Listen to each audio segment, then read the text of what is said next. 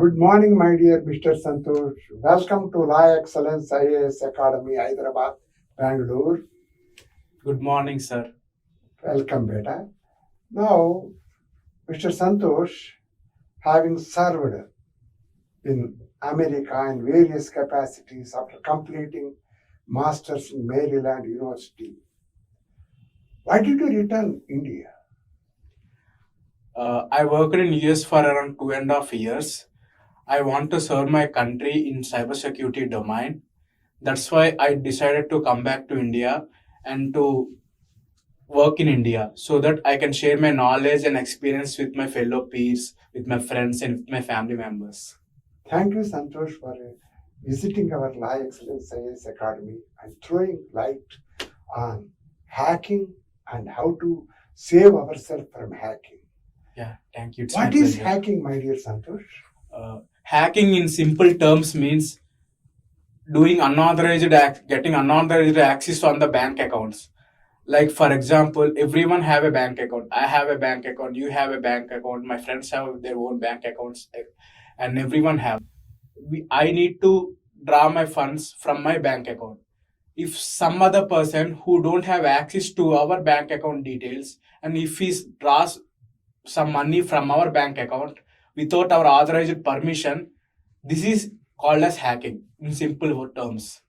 And and for in corporate environment, confidential data is very important. For example, client's information is very important. Yeah. All business runs solely on this client's information. Yeah.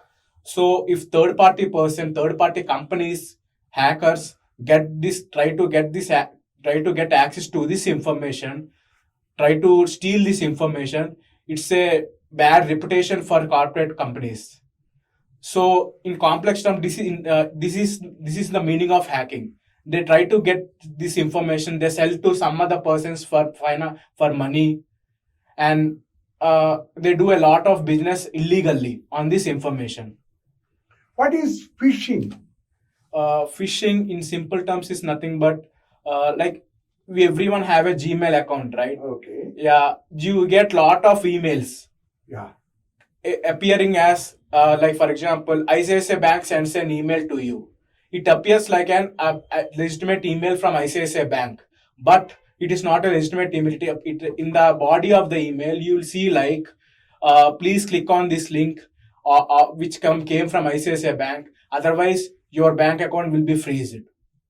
Like this, you'll get this data, and if you click on that link, a malware gets downloaded on the back end, and you don't even know that a malware got downloaded, and it try to steal the data from your system, like cookies in the browsers and everything. If someone get information, get some cookies of your browser, it had to have username, passwords, in everything, your personal data and everything. If some person gets your username and password of a bank, for example ICICI Bank, they can log in under your name and they can steal the funds from your bank account. So what we need to make sure that we should not click on any malicious URLs. We should not click on any attachments in the Gmail or any email box that you have. Then suppose that is important mail for me. How to know whether it is a cyber attack or important mail for me? How to differentiate between these two? Like if, for example, I have an ICICI Bank account. If it is from ICICI Bank account, you can clearly see that at the rate of ICICI.com, .org. Okay. Like that, if you can, and if there are any spelling mistakes in the email, then that indicates that it's a phishing email. Phishing spelling mistakes like capital I, small c, capital I, small c, like that, we can clearly determine, because and it is better to open our ICICI mobile bank app and contact the person. Okay. Is it really you guys sent? Okay. I got a mail like this. Okay. Like that. Now, what is malware? Yeah, malware is nothing but a malicious software. Malware. Okay. Malicious software. It's a software which get downloaded in your personal laptop or smartphone or iPhone. It gets downloaded, and after it downloads, it steals your confidential data. Okay. Like login passwords, username, password, or it try to install software on the back end, which tracks your activities. Like for example, if you open any website, it will try to track this activity. For example, you have Amazon app. You open Amazon.com in Google browser. It will try to see what is your username or password. It will steal this information and it will send this information to some third party person who is known as hacker. And he will log into your Amazon account from his computer or smartphone, and he will do some malicious activities on behalf of yourself. That's why most important thing is we should not download any third party softwares in your computer or iPhone or iPad, anything, or Mac computer, anything. We should not download. If we need to only download the trusted applications, trusted apps. Like we should not download apps from google.com, Google search browser. For example, if you are using an Android phone, you need to open the Play Store. You need to there's an option known as Play Protect in the Google Play Store. In that, you need to check whether it is verified or not. And then you need to sort. I personally suggest people to download apps only from Google Play Store. You should not download apps from google.com, because if you download apps from browser on back end, if you can clearly see this software downloads with another software on the back end. We don't even know that on some third party software is getting downloaded. Achha. That's why we need to trust Google Play Store a lot. I personally download softwares from Google Play Store itself. Yeah. Then what is this SQL injection attack? SQL injection is one of the top 10 attacks in the world. For example, in simple terms, SQL injection means there is a login browser. When you open some Amazon.com, you can see username field, password field. You need to enter the username, password, and then it will open a web page. If you enter some malicious SQL commands in the username or password, if the application executes these SQL commands, and what happens is if the web application has SQL vulnerabilities, all the backend data, like how many users are there for Amazon.com, legitimate users, you, me, some other person, for example, 10 users are there. All these 10 user details get displayed. This is the SQL injection attack. I need to access my data. Why do I need to access your data? That's the basic thing. If I enter some SQL commands, if the application displays all the malicious, all the backend system which has your data, my data, other person data, everyone data, it is a vulnerability in the web application. This vulnerability is being exploited by hackers, and they perform SQL injection attack. So this is the basic SQL injection attack. Like previously, there are so many attacks. The hackers have targeted this SQL injection vulnerability in the web application in order to steal the confidential data. So now it is fine, but for example, in 2019 years, the hackers have exploited this SQL injection vulnerability a lot. That's why it is one of the top 10 vulnerabilities in the Open Web Application Security Program, OWASP they call. Achha. Top 10 vulnerabilities. It's one of the top 10 vulnerabilities still now, even. But as days are passing, applications are getting updated. They are using remediation, like for example, SQL injection filtering, filtering the input data. Applications are implementing how to filter. They are implementing the techniques to filter the user input. By filtering the user input, these SQL injection attacks can be avoided. Yeah. Okay. Now, what is this denial of service? Denial of service attack means Amazon web application is there. Amazon web application is to be useful for you, for me, for anyone to purchase products. Yeah. We need to add our address, we need to add our payment information, and we need to purchase our products. But the thing is, what if this Amazon web application is not available to us? Because hackers are continuously sending requests to bombard the Amazon web application, so that Amazon web application gets down, server gets down. This is denial of service attack. Denial of service. Service is Amazon web application service. We need to purchase products. Denial means Amazon web application is not allowing the legitimate users to perform their activities, to purchase products, to read ebooks like that. This is not this is denial of service attack. Means it's an attack where confidential information not get compromised, but service is not available to legitimate users like you, me, or anyone else. That is the meaning of denial of service attack. How to get the service when it is denied for me? It is there is no like if it is denied, then if it is denied, if it is denied, there is no option for us. Only the web application needs to take care of this. Okay. Yeah. Then what is this credential reuse? Credential reuse means, like, for example, I use a complex password to log into my Outlook account. If we should not be able to use the same password that I use it to log into my Outlook account with some other application, like for example Amazon, Gmail. We need to use different passwords. Oh. We should not use same passwords. If we use same password, for example, if Amazon.com got compromised, they will get access to the password, username, and everything, right? If they get our Amazon.com password, they can also, hackers can also try this password on some other application. They can log into our account and they can steal the confidential data.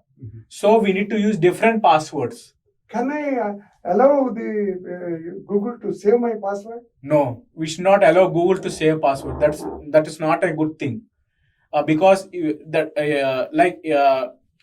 we click the save password, it will reduce our efforts. That's a good thing. We should not enter password each and every time, right? But in security point of view, this is not a good idea. Even though it is difficult, we need to enter password every time, because that's the reason. By mistake, if we download any malicious software on the back end, these passwords are saved as cookies in the web browser. These cookies get stolen. Wow. Oh, these cookies get stolen because you saved the password, right? As when you click the save password, cookies get generated on the back end, and some person, for example, if ourselves have downloaded the software, if that's a malicious software, then these cookies get stolen and our username and password will be compromised. Some other person can get these details. That's the reason why I personally recommend everyone to enter password each and every time, even though it's a difficult task. Can I use the same password for all my varieties of accounts? No, we should not use save password. Like, I don't recommend saving passwords for all varieties of account, because if that's the same reason, because each and every time if we click on save password, cookies get generated. But if we don't click save password or update now, update saved password like that options, it will be we will be in a safe zone to protect our passwords. That's my opinion. The whole problem is so many passwords. How to remember? That is my worry. Like, it's better to write in a paper, not to use any applications. Like, there are so many password managers out there.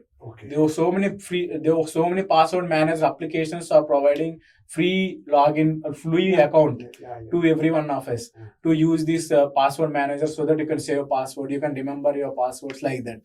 But I don't recommend using password managers, because if these guys collect password from everyone and they will save passwords in their database, what their application gets compromised. They have their server somewhere. Not in India. They have their server in Western countries. What if those data gets compromised? If their data gets compromised, if someone can access our passwords, it's of no use, right? Like, it's a cumbersome task. Like, recently when I was in US, I have heard about Capital One Bank hack, Capital One Credentials hack. At that time I was working for a job in US, and I was like, oh man, it's like a Capital One Bank is a pretty big bank in US. I used to call their customer service and I used to inquire about that attack. Like, how are is my credentials safe?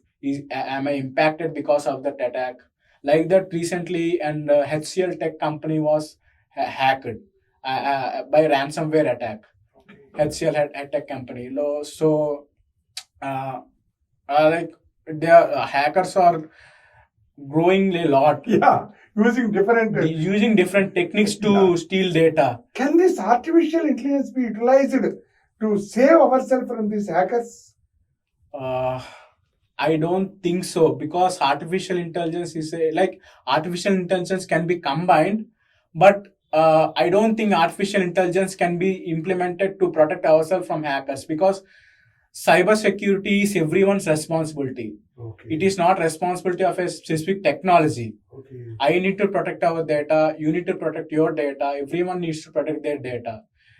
I personally believe that artificial intelligence is just a technology. It can reduce, it can make lives easier, I believe. But cybersecurity is not we need to take care of ourselves.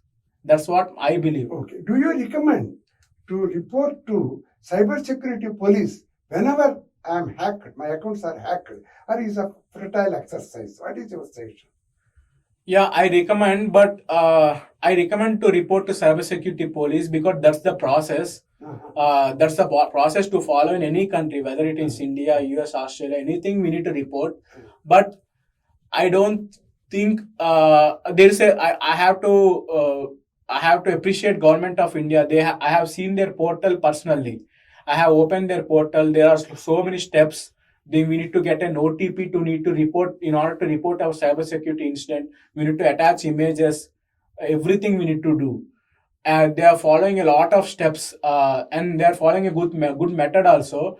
But the success rate is somewhat less, I believe. Okay. That's what I believe. At least we can prevent others being hacked by Yes. this technique, though not myself. Yes, that's true. We can prevent others to have. We can advise others to prevent this technique. Yes. That's all we can do. Yes. But the thing is, for example, I came to know from my friend that he have a property in Vijayawada, and one of a person who called, he has posted his property in Naukri.com, magicbricks.com for renting purpose. Yeah. And he called, some person called this person, called my friend. He told that I want to rent your place. I am working for some service organization. It's an defense organization in India. I want to rent your place. I work in this place. Please transfer around 500 rupees for me. In return, I will transfer you 1,000 rupees along with 500. Like that, he started the discussion. And this person fell in this trap, and he transferred all his money from his bank account to this person. And he informed me, saying that I did like this, I did like that. I don't know what to do. I don't know. I have transferred like this. He showed his photo. That person showed his photo. He's in uniform. His wife is carrying some kid, and everything. He created some fake army personal ID card. He showed everything, and he trusted. True. He trusted it. Everything is there, and after at the end, he's just googled in the internet by his name. There are so many websites came. He's a fake person. Please don't transfer the amount to this person. Like that. And he was surprised, and by the time he completely transferred all his money, he came to know that he is a fake person. I have felt really bad about this person, because he did not ask me. If he would have asked me before transferring 500 rupees, I would have told him to just disconnect the call. Don't worry about your house. Some good person will come to your house. I used to inform him, but unfortunately, he did not call. He just trusted this person, and then he cried. Yeah, that's there are so many bad guys in the market. We need to be very careful. Yeah. Santhosh, thank you very much for having enlightened us about this hacking and the steps to be taken to save ourselves from being hacked. And suppose we get further doubts, can you share your mail ID so that we can put our queries and get replies from you? Yeah, sure. Please. Yeah, sure. I can What is share. your mail ID? My mail ID is ksrajsanthosh@gmail.com. ksrajsanthosh @gmail.com. Yes, sir. Thank you, my dear Santhosh. Thank you, sir.